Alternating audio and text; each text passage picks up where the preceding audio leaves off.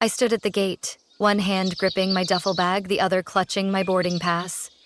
Around me, the airport buzzed with energy. Families chatting, announcements echoing overhead. But I felt frozen, like the air had been sucked out of the room. Something wasn't right. This trip had been planned for nearly half a year. A week in Sedona with my parents and sister, a grown-ups only getaway. No chaos, no bedtime routines, no goldfish crackers smashed into the car seats. Just calm. Just reconnection. I'm 38, a single mom to two beautiful boys, ages 6 and 4. And when my parents, Diana and Paul, suggested I take a real break, I was hesitant. But they'd insisted. "You need this, Erin," Mom had said over the phone, her tone unusually warm. "Let yourself breathe for once. Leave the boys with Jamie. You trust her, right?" I did trust Jamie, my best friend since college. So I made the arrangements. I packed their bags, printed their routines, left snacks labeled in the pantry. I FaceTimed them twice that morning before the airport. I was ready to be Erin again, not just mommy. Then I saw her, my sister, Marissa, strutting toward the gate like she was walking a runway, and behind her, her 3 kids, 7, 5, and 2.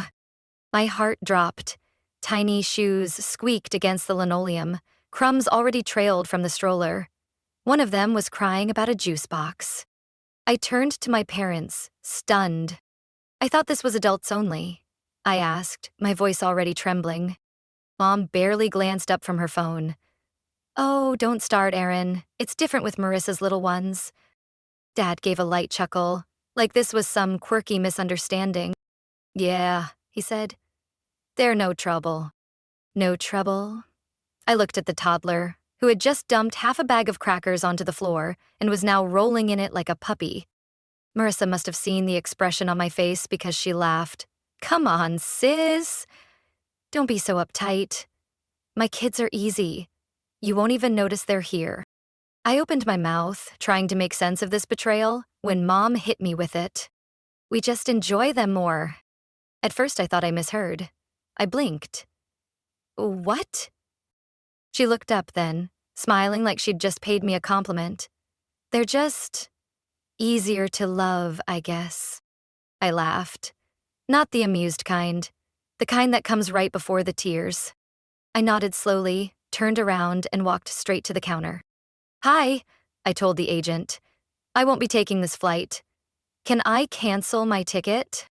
By the time they boarded, I was in a cab headed home, to where I was loved without conditions. "Oh, don't be so sensitive, Erin," Mom said, tilting her head like she was trying to be gentle. "We just mean they're easier. They listen." She paused, then gave a vague flutter of her hand. "They're just more, you know, lovable." Lovable. I stared at her, the word slicing through me like glass. A slow burn spread across my chest. Rage, yes, but deeper than that. A bone-deep hurt. My mind snapped to my boys, Ben and Ollie. Sweet, bright, full of questions and wild ideas. They weren't just lovable, they were mine. And they were at home right now, sitting on the couch with Jamie, probably wondering why Mommy had to go on a trip they couldn't come on. Marissa's kids weren't more lovable, they weren't more deserving, they were just the favorites. And my boys? They hadn't even been worth a plane ticket. "You lied to me," I said, my voice tighter than I wanted, barely holding back the tremble. Dad let out a tired sigh, like I was being difficult on purpose. "Erin, don't be dramatic. You know how tough Marissa has it. 3 kids, no partner. She needed this more than you. Needed it more." I turned to Marissa, hoping she'd at least acknowledge how wrong this was. Say something kind. Offer a real explanation. But she just shrugged, cool and casual, adjusting her designer sunglasses on her head, like this had all been perfectly fair, like her kids being here was just how things were supposed to be. And that's when it hit me. This wasn't a mix-up. It wasn't some last-minute exception. It was a choice. A deliberate decision to leave my children out. A quiet agreement they'd all made. One they never even bothered to justify. I clenched my jaw, feeling the tears prick behind my eyes. Not from sadness, but from a deep, raw betrayal. I had spent years trying to believe it was just in my head, that maybe I was too sensitive, that I wasn't seeing things clearly. But now it was crystal clear. And I had a choice, too. Be the quiet, agreeable daughter they'd come to expect. Or finally, choose myself. I looked down at my boarding pass. The edges were soft from where I'd been gripping it too tightly. Then I looked at them. Mom still scrolling on her phone, Dad already glancing at the gate number, Marissa handing her daughter a juice pouch like none of this was happening. They had made their choice. Now it was time for me to make mine. I stood a little taller, tightening my grip on my suitcase. The dull hum of the airport faded into the background as I turned toward the counter. "Erin, don't be so dramatic," Mom called out behind me, exasperated. "You're acting like we abandoned your kids on the side of the road." I didn't turn back. "That's not the point," I said quietly, my voice low and sharp. And for the first time in years, I meant every word. "Erin, we just thought it would be easier this way," Mom said, her voice a touch too sweet, like she was trying to sugarcoat poison. "You're always so stressed with the boys. We figured you'd enjoy yourself more without them." I let out a dry, bitter laugh, the kind that slips out right before you either cry or scream. "Oh, I see, so this was for me, huh? A favor?" I glanced at Marissa, who was now casually scrolling through her phone like she had nothing to do with any of this. "And Marissa?" I asked, tone sharpening. "Did you figure she wouldn't mind dragging 3 toddlers across the country?" Mom shifted on her feet, finally registering that I wasn't just a little miffed. I was furious. "You know how hard it is for her, sweetie?" she said softly, her tone dipping into that condescending sing-song she used when I was 13. 3 kids, no partner? She needed this more than you. There it was again. She needed this more than you. I felt it. Snap. Something deep inside me finally tore.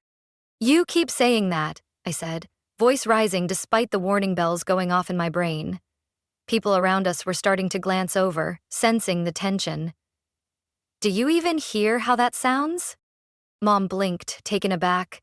Dad straightened, lips pressing into a thin line. "What about me?" I continued, heart thudding. "What about what I need? Or does that not count because I'm not your struggling, helpless daughter?" "Erin, lower your voice," Dad said, his tone sharp and disapproving. "No." I took a step closer, jaw clenched. "You looked me in the eye and told me this trip was adults only. You knew I wouldn't leave my kids if I had the choice. You knew. And you lied." Marissa finally looked up, rolling her eyes with an exaggerated sigh. "Oh my God, Erin. Just let it go.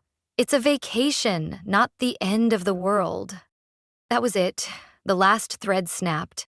I exhaled hard and gripped the handle of my suitcase. My fingers ached from how tightly I was holding it. "I'm not going," I said quietly but clearly, each word deliberate. "Not with you. Not like this." Mom gasped like I'd just thrown a drink in her face. "Erin, don't be ridiculous. Where are you going? The flight's boarding soon." "Not for me," I said over my shoulder, already walking toward the terminal exit. "Erin." Dad's voice turned cold, sharp.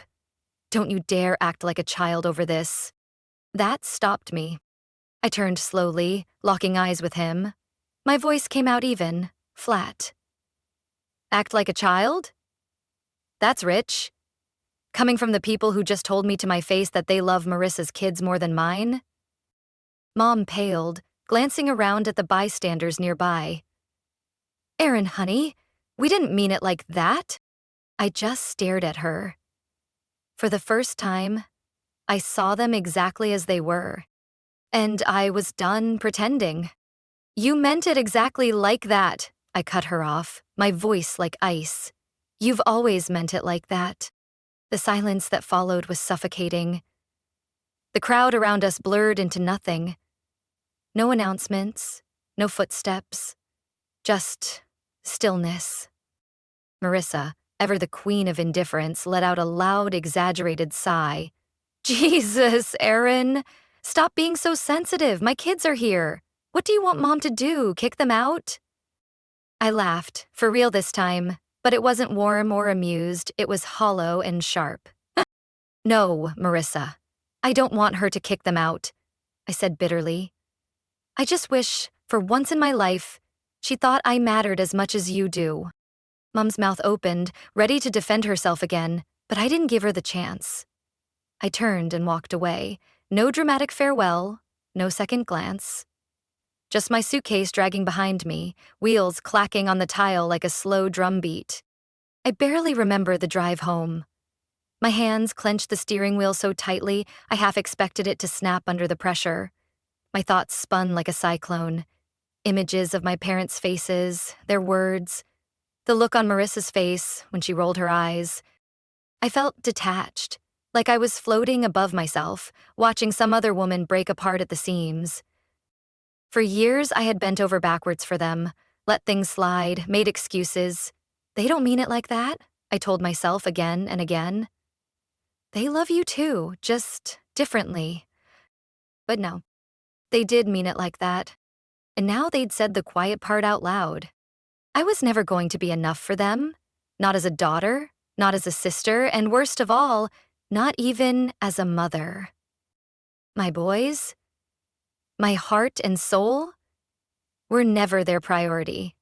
Every Christmas when their gifts were smaller, every birthday when my kids were ignored while Marissa's got center stage, every visit where my sons barely got a hug, it all came rushing back. By the time I pulled into my driveway, my decision had solidified like concrete. This wasn't just about the trip. It never was. I wasn't just walking away from a vacation. I was walking away from them. I sat in my parked car, staring at the small blue house where Ben and Ollie were waiting, probably in pajamas, probably watching a movie. I should have felt comfort. Instead, all I heard was Mom's voice. We just love them more. That sentence had broken something in me. Something delicate I'd spent decades patching up. The favoritism had always been there, quiet, poisonous. But now it had a voice. And I was done pretending not to hear it. No more. I was done. I took a deep breath and stepped out of the car. As soon as I opened the front door, two small figures came racing toward me. Mommy! Ollie reached me first, wrapping his arms around my waist like a little koala. Behind him, Ben barreled in and nearly knocked me off my feet, his face lit up with joy. You're back early, he beamed. From the kitchen, Jamie peeked her head out, confusion flickering in her eyes. Erin? What happened? She had agreed to watch the boys while I went on the adults-only family trip. The one I had believed in. I scooped Ollie into my arms and kissed the top of his head before setting him down. I'll explain later. Jamie studied my face. Her smile faded. She saw it. Something in me had changed. Not just the usual frustration. Something deeper. I turned back to my boys, running my fingers through Ben's messy hair. Did you two have fun? We missed you, Ollie mumbled, burying his face into my leg. My heart ached. They deserved better than this. Better than being sidelined by their own grandparents. They deserved to feel wanted, not tolerated. I knelt down and hugged them both, one arm around each of them. I missed you too, so much. That night, after tucking them into bed and kissing their sleepy faces goodnight, I sat at the kitchen table. The glow of my phone screen was the only light in the room. 4 missed calls from Mom, 2 from Dad. Marissa? Not a single word. No surprise there. I ignored them all. Instead, I opened the family group chat, the same one filled with constant praise for Marissa's kids. Photos, stories, inside jokes I was never part of. The same chat where I had said nothing for years. Not anymore. I started typing. I won't be coming on the trip. And I won't be part of this family anymore either. I've spent my entire life being treated like I was less, like my children were less. Today you made it clear that was never going to change. So I'm done. Don't call, don't text, and don't expect anything from me again. My pulse thundered in my ears. I read it over once, then hit send. I stared at the screen for a moment. Then, one by one, I left every family group chat. Blocked both of my parents' numbers. It was done. The next morning, Jamie walked into the kitchen to find me flipping pancakes, the scent of butter and syrup warm in the air. She leaned against the counter, arms crossed. "Okay," she said. "What really happened?" "A spell," Jamie said, leaning against the counter. I flipped a pancake onto a plate. "I'm done with them." Jamie blinked. "Wait, done with who? Your parents?" I nodded without hesitation. "Whoa, what happened?" I told her everything. The lie about the adults-only trip, the moment I saw Marissa and her kids at the gate, the favoritism that had always simmered below the surface. Finally spoken aloud like it was nothing. By the time I finished, Jamie was gripping her coffee mug like it was the only thing anchoring her to the floor. "Erin," she breathed. That's awful." I shrugged, trying to stay cool, but the lump in my throat gave me away. "It's not surprising." "That doesn't make it okay," she snapped, setting her mug down with a sharp clink. I met her eyes. My chest tightened. "No, it doesn't," I said quietly. Jamie studied me, then tilted her head. "So, what now?" I let out a long exhale, finally voicing the decision I'd made in that car ride home. Now, I focus on my kids, on our life. I've spent too long trying to win over people who never saw me. I don't need their approval anymore. She didn't say anything right away, just nodded slowly. Then a smile crept onto her face, one of those rare, real smiles that only best friends can give. "Good," she said, "because you and those boys, you deserve so much better than that mess." I smiled back. For the first time in years, it didn't feel forced. I didn't need them to see me anymore, because I finally saw myself. The fallout didn't take long. At first, just silence. One full day, no texts, no missed calls, just quiet.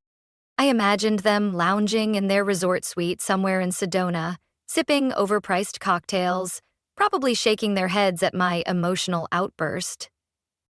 But what they didn't know? I wasn't bluffing. On the second day, my phone lit up. "Mom." I watched it vibrate on the counter, my stomach flipping.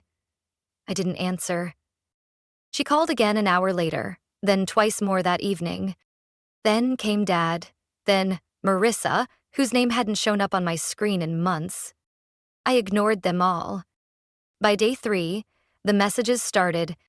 "Ma, Erin, sweetheart, let's be reasonable. You're overreacting. We need to talk." "Yeah. Enough of this nonsense. Call your mother back." "Marissa, seriously, Erin? You're actually mad about this? Grow up." I stared at the screen. A bitter laugh slipped out. Not a single apology. Not even a sliver of self-awareness. They still thought I was throwing a tantrum. They still didn't get it. Like I was some child they could scold into submission. By the 4th day, the tone shifted. "Mom, Erin, this is ridiculous. We're family. You can't just cut us off." "Dad, you're being selfish. Do you even realize how much we've done for you over the years?" And then came the one that made me sit up a little straighter. "Mom, Erin, your father and I need help financially. We need to talk." I blinked at the screen, rereading the message twice to make sure I hadn't misunderstood. There it was. The truth behind their sudden wave of concern. I had expected this to surface eventually, but not this soon. They weren't afraid of losing me. They were afraid of losing my support.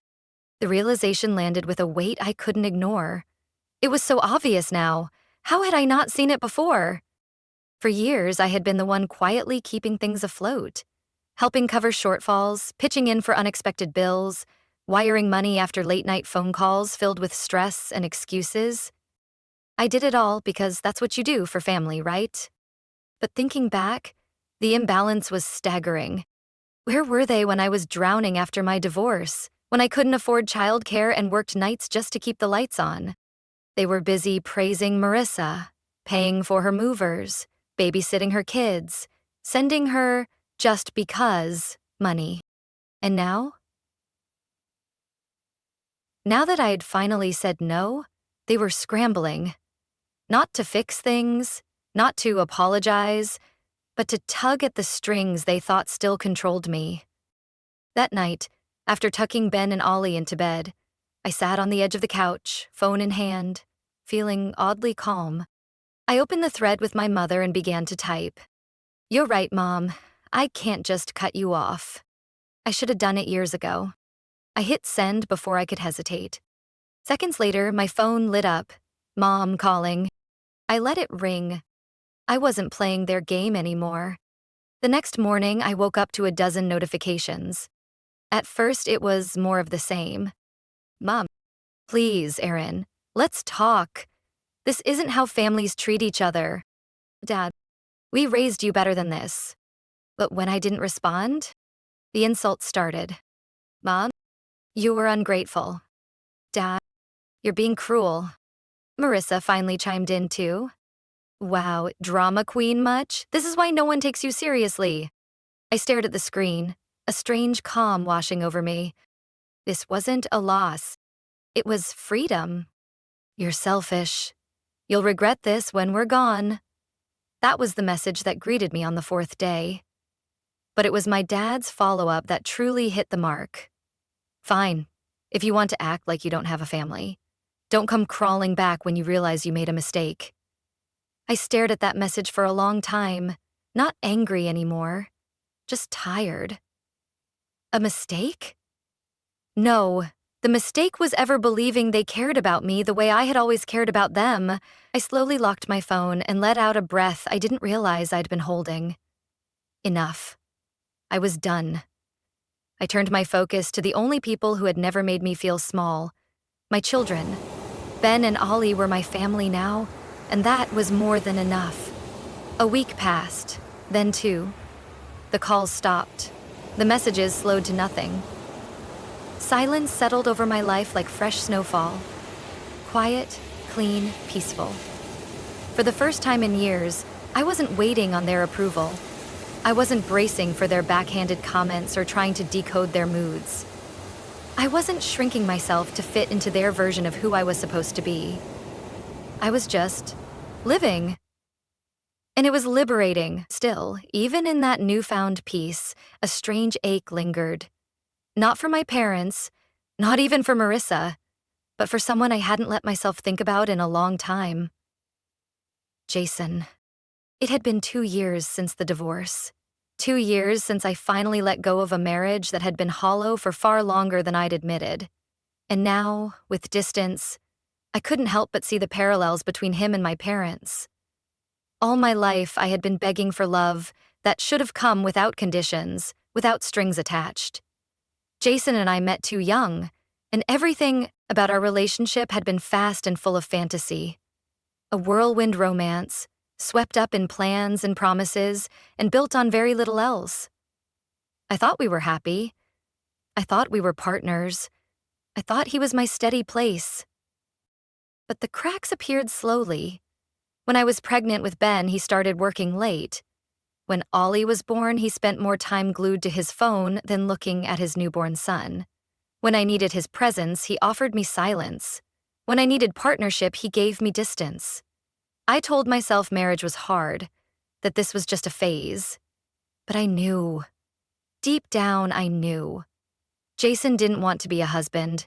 He didn't want to be a father, and one day he finally said it. "I just don't think I can do this anymore," he muttered in the middle of our kitchen. His voice was distant, emotionless. I had Ollie in my arms. Ben was clinging to my leg. their faces still full of innocence and trust. In the exact moment their father decided to walk away. "Do what?" I whispered, though I already knew the answer. "Any of it," Jason said simply. And just like that, he was gone. No yelling, no cheating scandal, no door slammed behind him, just a man quietly admitting he never wanted the life he had signed up for. A man who had finally stopped pretending. I was alone, but not really. Not in the way people imagined. At first, I was terrified. How was I supposed to raise 2 boys on my own? How was I supposed to juggle bills, a job, daycare pickups, and the crushing silence of abandonment? The fear of getting it all wrong? But then I realized I'd already been doing it alone. Jason may have slept in our bed and eaten meals at our table, but he had never been there. Not really. He wasn't a partner. He wasn't the father Ben and Ollie deserved. The only difference now? I wasn't waiting for him anymore. And that was freedom. That evening, I sat at the dinner table with my boys, watching them erupt into giggles over a nonsense game they'd made up with spoons and spaghetti. And all I could think was how much lighter my life had become since cutting ties with my parents. First Jason, now them. I had spent so many years trying to make people love me the way I needed, trying to be good enough for people who didn't know how to value me. But it wasn't about me. It was never about me. They weren't capable of giving what I needed. It had taken me 2 years to stop looking back at my marriage. I wasn't going to take that long to stop looking back at my parents. This time, I was choosing me. That night, after I tucked Ben and Ollie into bed, I saw my phone light up. I frowned. Jason? He never called. We only communicated through short, polite texts about the boys, school pickups, doctor appointments, birthdays. I picked up. Jason? His voice was hesitant, unsure. "Hey, I heard about everything. Your parents, the trip, Marissa." I tensed. "How?" He sighed. "Your mom called me." I froze. "What?" "She was trying to guilt me into talking to you," he said. "Said you've been acting out, making things hard for the family." A bitter laugh escaped my lips. Of course. Even now, they were still trying to control the narrative. "And?" I asked, bracing myself. Jason paused. "I told her to leave me out of it, that it's none of my business, and that—" He cleared his throat. "That you're a good mom, and they should be grateful you're even willing to talk to them at all." I blinked, stunned. Jason had never defended me before. Not once, not even when we were married. Not even when I cried. Not even when I begged him to show up for our family. So to hear him say what he did now, it stunned me. "Wow," I said finally. "That's unexpected." "Yeah," Jason replied with a sigh. "Look, Aaron, I know I messed up. I know I was a shitty husband, but I do know one thing." He paused, like he was choosing his words carefully. "You don't deserve the way they treat you. You never did." For a second, I didn't know what to say. Jason and I would never be friends. We weren't going to have some fairy tale reconciliation or suddenly become close. But hearing him say that, hearing him acknowledge what I had gone through, what he had let happen, felt like closing a door I didn't even realize I'd left cracked open. "Thanks, Jason," I said quietly. He chuckled, a little awkward. "Don't get used to it." The call ended and I stared at my phone for a moment before setting it down on the table and exhaling deeply. I had spent so much of my life thinking about who wasn't there for me, who didn't show up, who didn't love me the way I needed. But now, I was done carrying that weight. I was finally ready to focus on the people who were there, the ones who mattered. A month passed, then another. The silence from my parents became permanent. No calls, no texts. No more manipulative guilt trips trying to reel me back in. At first, it felt strange. My entire life had revolved around trying to earn their love, chasing crumbs of approval, twisting myself into someone they might finally see. But now, that pull was gone. And the most surprising part? I didn't miss them. One evening, as I stirred pasta in the kitchen, Ollie came padding in, dragging his well-worn stuffed fox behind him. "Mummy?" he asked, eyes curious. "When are we going to Grandma and Grandpa's house again?" I froze. My hand tightened around the wooden spoon. Ben, sitting at the table working on his coloring book, looked up too. "Yeah," he added. "We haven't seen them in a long time." My heart clenched. How could I explain to children still too young to understand favoritism, distance, and conditional love that their grandparents had never truly seen them? I knelt down beside them, brushing Ollie's hair gently. "Sweetheart," I said softly, "we're not going to Grandma and Grandpa's anymore." "We're not?" he asked, blinking. I paused, then answered the only way I knew how. "Because sometimes family doesn't treat us the way we deserve. And when that happens, we make our own family. One that loves us the right way." Ollie looked thoughtful for a moment, then nodded. "Okay." "Okay," Ollie said simply, then turned and skipped out of the kitchen, his stuffed fox dragging behind him. Just like that. It was that easy for him? I watched him go, wishing, just for a moment, that it had been that easy for me. A few days later, just as I was settling into the quiet of the evening, a knock echoed from the front door. I frowned. No one ever just showed up at my house. Curious and cautious, I peeked through the living room window, and my stomach dropped.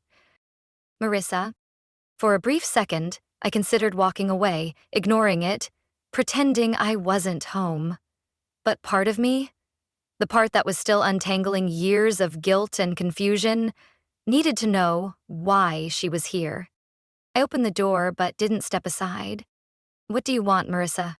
She rolled her eyes, the same theatrical sigh I'd heard 1,000 times. "Wow, no hello?" I crossed my arms. "I'm not playing that game anymore."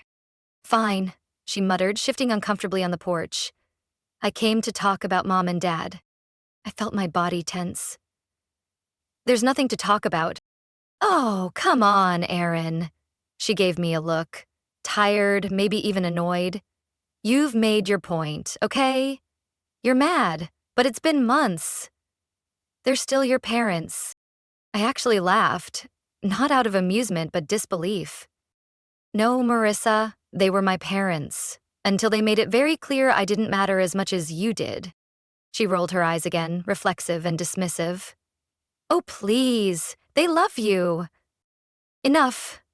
My voice was calm, but there was no room for doubt. "I'm not doing this. I see them for who they are now. I see you for who you are." Her lips parted like she wanted to argue, but I wasn't done.